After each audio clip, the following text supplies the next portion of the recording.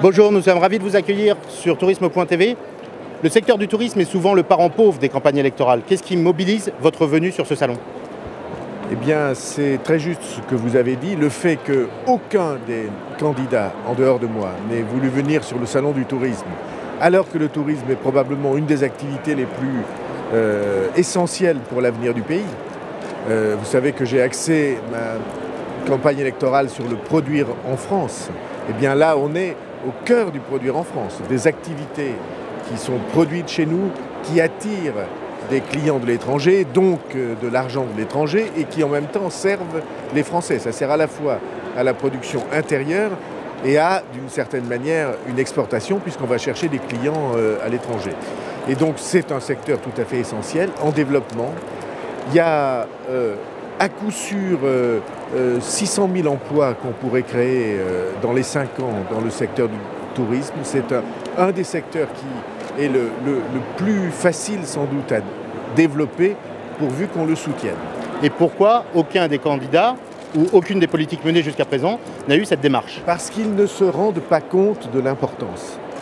Ils vivent avec des schémas à l'esprit qui sont des schémas d'un autre temps, dans lequel le tourisme apparaissait comme une activité secondaire, alors qu'il s'agit d'une activité essentielle. Est-ce que la transversalité du secteur pose problème en termes de compréhension pour les hommes politiques et les décideurs? En tout cas, moi, non, puisque je le comprends et que je suis là. Et que j'ai tout à fait l'intention de soutenir une politique touristique dynamique, parce qu'on en a besoin pour la richesse du pays, on en a besoin pour les emplois du pays.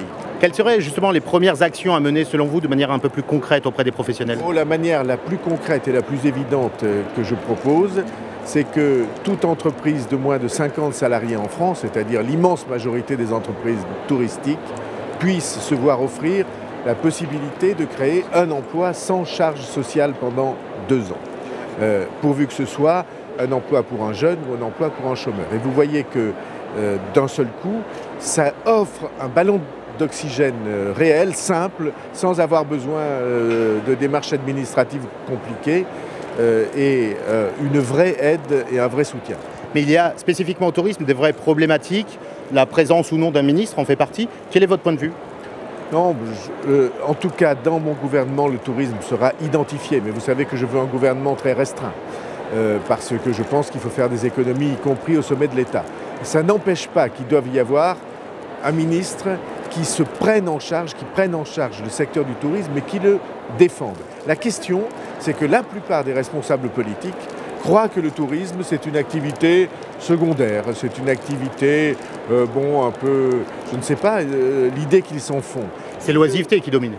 Oui, j'ai l'impression qu'ils croient que c'est de l'oisiveté. Ils n'ont jamais été au contact de la clientèle, s'ils pensent ça. En tout cas, l'idée qui est la mienne, c'est que c'est un des secteurs principaux de développement de l'activité économique du pays. Un mot sur ceux qui travaillent pour faire voyager les Français à l'étranger. Là aussi, il y a des situations très problématiques. Est-ce que vous avez d'ores et déjà des idées à leur proposer? Je me suis moins intéressé à ce secteur qu'au secteur de ceux qui veulent faire venir en France les touristes. Je trouve qu'on a le plus beau pays du monde et que c'est bien que les Français se mettent en tête qu'ils peuvent aussi prendre leurs vacances en France, en métropole ou outre-mer, parce qu'on a aussi des atouts touristique outre-mer de premier plan. Un dernier mot hors Béarn, s'il vous plaît. Quelle destination coup de cœur vous pourriez nous proposer cette année? Pourquoi hors? Moi, je suis... Parce que c'est un peu trop facile, on le sait bien. Je suis un défenseur des Pyrénées, c'est à peu près les plus beaux paysages qu'on puisse voir dans le monde. Et en numéro 2 alors? Je sais pas, moi j'aime beaucoup la Bourgogne, j'aime beaucoup la Bretagne, j'aime beaucoup l'Alsace, j'aime beaucoup... je suis un fan de l'Aquitaine, je trouve que les Alpes sont fascinantes, j'étais hier dans le Jura, j'aime beaucoup les paysages. Vous voyez, la France est pleine de richesses. Nous vous remercions sincèrement d'avoir accepté cet entretien. Bonne visite du salon. Merci. Et à bientôt sur Tourisme TV. Merci à vous.